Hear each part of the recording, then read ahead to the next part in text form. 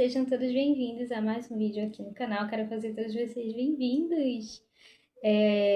Caso você seja novo por aqui, considere se inscrever e também deixar o seu joinha, tá certo?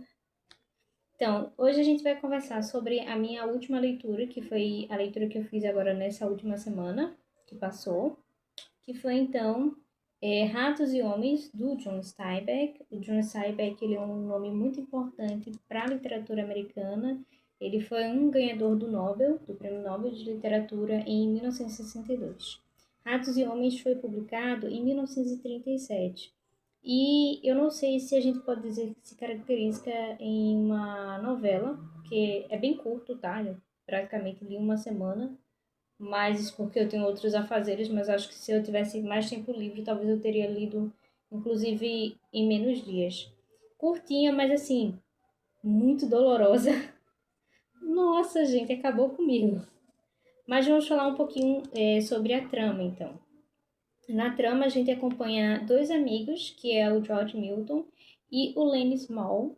Eles são amigos, eles são peões, eles trabalham em fazendas, fazendo trabalhos braçais. Então, manipulam máquinas, puxam carroças, esse tipo de trabalho bem braçal, bem pesado. E a gente fica sabendo logo no início da história, esse detalhe dos nomes é interessante, porque o George, ele é descrito como pequenininho, atarracado, mas ele é muito esperto, então ele é muito ligado nas coisas. E o Lenny, que é o Lenny Small, e aí existe esse trocadilho porque small em inglês seria pequeno, mas ele é um homem muito grande, muito alto, muito corpulento, mas que tem algumas limitações.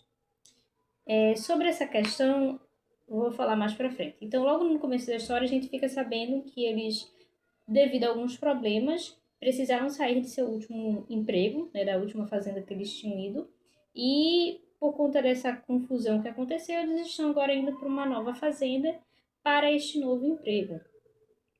E antes de irem para lá, eles têm um percurso ainda de viagem, e a gente acompanha o George explicando para o Lenny sobre como é importante para eles, dessa vez, permanecerem o máximo de tempo possível nesse novo emprego. Porque o tempo que eles vão ficando é o tempo que vai sendo pago para eles, lá em dólares, o valor.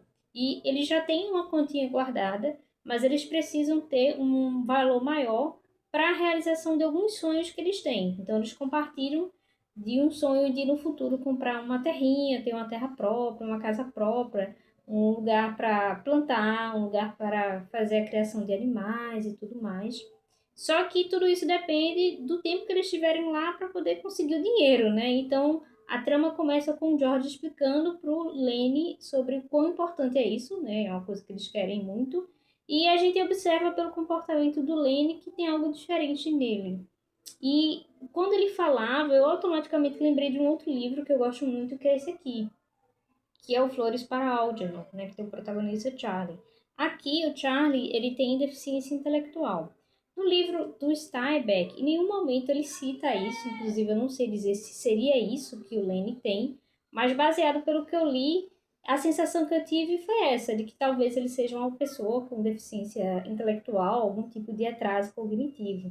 Inclusive, ao longo da trama, a gente vai ver como as pessoas reagem a isso, percebem que tem algo diferente nele, né? Apesar de ser um homem muito grande, muito forte, mas ele se comporta como uma criança, né? Ele é muito inocente, muito ingênuo, né? Tanto que ele não tem noção, por exemplo, da força que tem, né? Ele não entende metáforas, coisas desse tipo. Então, assim, isso eu achei muito interessante.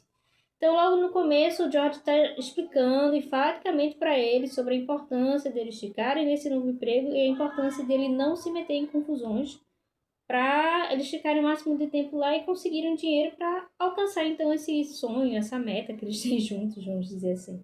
E a gente vê também o quanto o George ele se sente um pouco cansado, um pouco sobrecarregado, por meio que cuidar do Lenny. Então, por conta dessa limitação, o Lenny não consegue fazer muita coisa sozinho. Ele deixa bem claro que o Lenny é um ótimo trabalhador, ele tem muita força, mas ele não tem noções básicas. Então, assim, se a pessoa falar alguma coisa com ele, ele não entende rapidamente, ou por ter esse tom um pouco ingênuo, inocente, então ele se comporta um pouco como uma criança. Então, uma coisa que ele gosta muito, por exemplo, é de animais, ele gosta muito de alisar bichinhos, de fazer carinho em animais e tudo mais.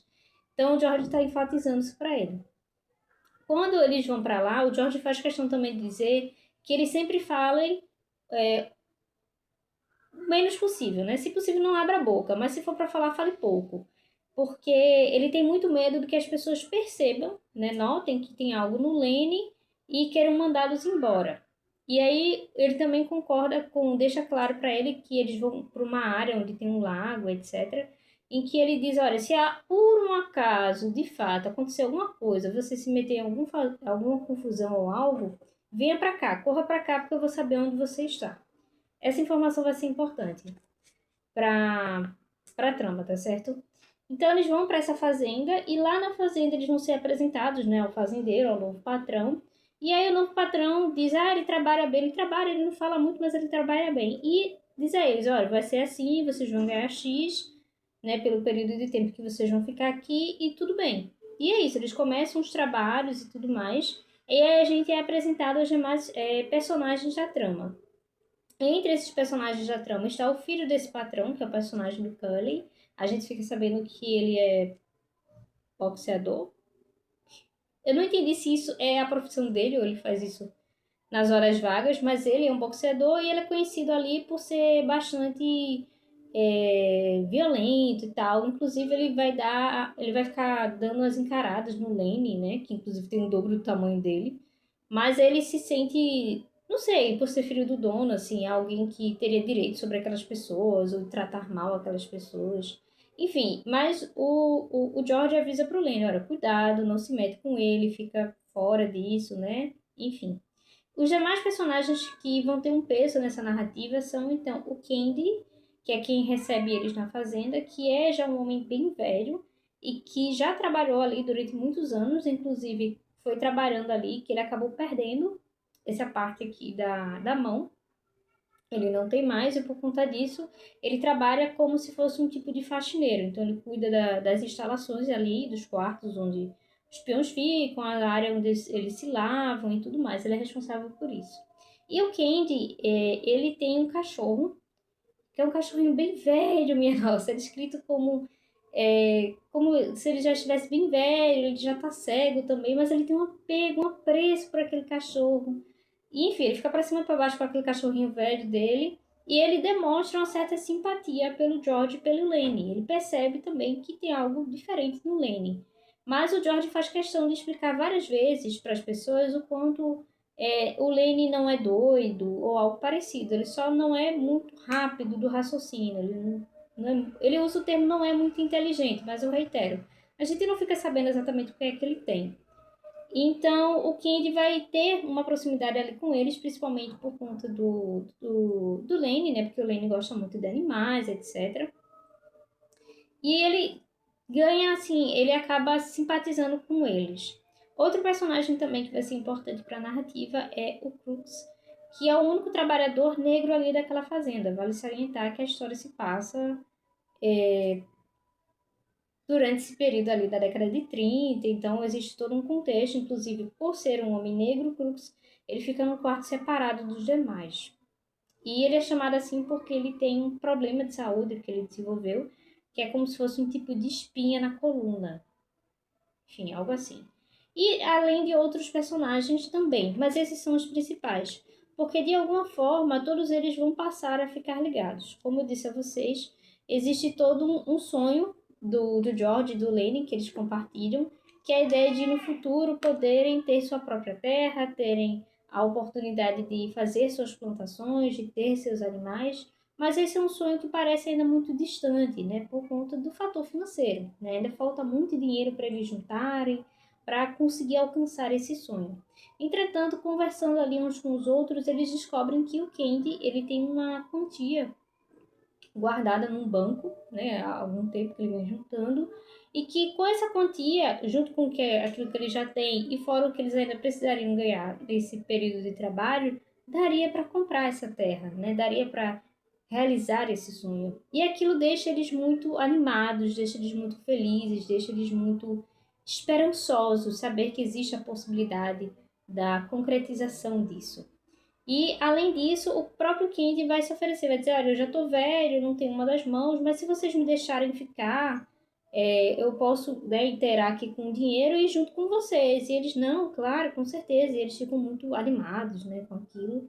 Depois, essa notícia acaba se espalhando, chega no Crux, e o Crux também vai partilhar desse mesmo sonho, vai dizer, né, se vocês não tiverem mais ninguém, vocês podem me levar, né, não precisa me pagar, mas eu gostaria de ter um quartinho para mim também. Então é muito interessante ver o quanto essas pessoas, numa situação tão difícil, né, de tantos anos de trabalho, de exaustão, ganhando tão pouco, compartilham do mesmo sonho, né, de ter uma terra própria, um espaço próprio, mesmo que no caso, por exemplo, do Kendi e do Crocus, eles já estejam bem mais velhos, né? Então, mesmo já numa idade um pouco mais avançada, a ideia de ter um lugar próprio ainda é muito quista por eles.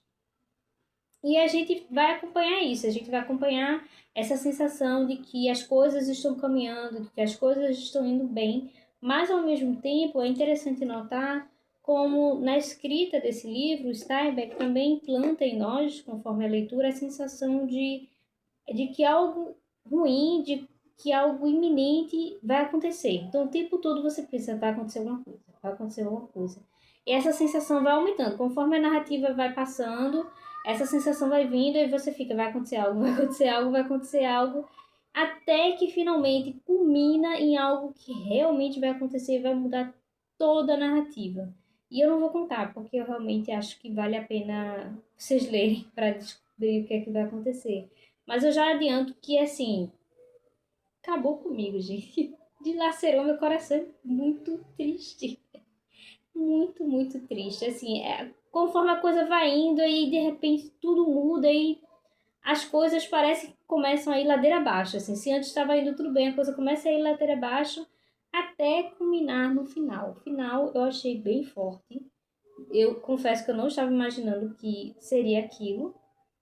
Não vou contar para vocês, mas já posso adiantar que é algo pesado e algo muito, muito triste, mas ao mesmo tempo existe um tom poético naquilo que está acontecendo. E aí, para quem tiver lido o livro e não lembra, ou para quem vai ler, eu quero reiterar uma parte logo no começo sobre o momento do cachorrinho lá do Kendi, né? Que eu falei para vocês que ele tem um cachorrinho bem velho, bem doce, que já tá cego, enfim. Num determinado momento, um dos peões vai dizer pro Kendi que talvez seria mais interessante ele dar fim à vida daquele cachorro. Porque aquele cachorro, coitado, tá cego, ele já não anda direito, ele, coitado, ele também fede também, né? Poxa vida, ele tá aí sofrendo, sofrendo, não seria muito melhor ele dar cabo, ele dar fim da vida daquele cachorro, né? Pra ele parar de sofrer e tudo mais. E você vê o quanto aquilo mexe com o Candy, né? Ele só fala, não, poxa, mas eu peguei ele desde filhote, ele tá comigo desde sempre.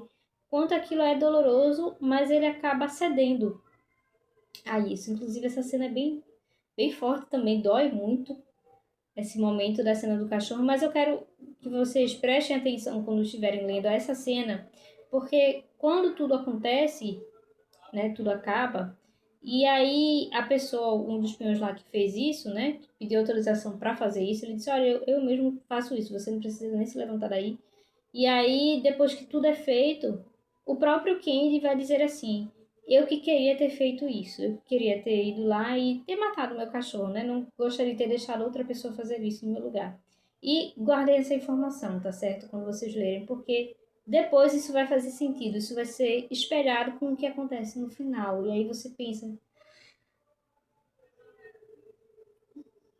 como eu disse, o final é muito doloroso, é muito forte, mas também existe esse tom poético sobre a escolha que é feita pelo George, porque ele poderia ter deixado outra coisa acontecer ou ele próprio fazer aquilo.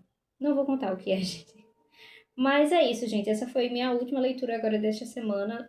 Sensacional, com certeza já é disparada uma das minhas melhores leituras agora do segundo semestre, quando a gente for fazer aquele vídeo geral, né, das leituras do segundo semestre, com certeza esse vai estar lá, tá certo? Fica aqui a recomendação. Há algum tempo estava difícil de conseguir esse livro, mas recentemente os livros do Steinbeck eles estão passando por um processo de reimpressão, então agora eles estão saindo pela editora Record, um projeto gráfico novo, com uma tradução nova. Então, tá bem mais fácil, tá bem mais acessível de conseguir ler os livros dele. Que eu saiba, ainda não saiu todos, só uma parte dos livros que já saiu, os mais famosos dele, né? As Vinhas Jaira, A Leste do Éden, A Pérola e esse. Mas acredito que, né, já esteja para sair os demais aqui no Brasil também. E é isso, gente. Vocês já leram Ratos e Homens? O que é que vocês acharam do final? Ou já leram outros livros do Steinbeck, né? Que são, acho que, um pouco mais conhecidos do que esse. Me contem aqui nos comentários, tá certo? É isso. Um beijo e até mais.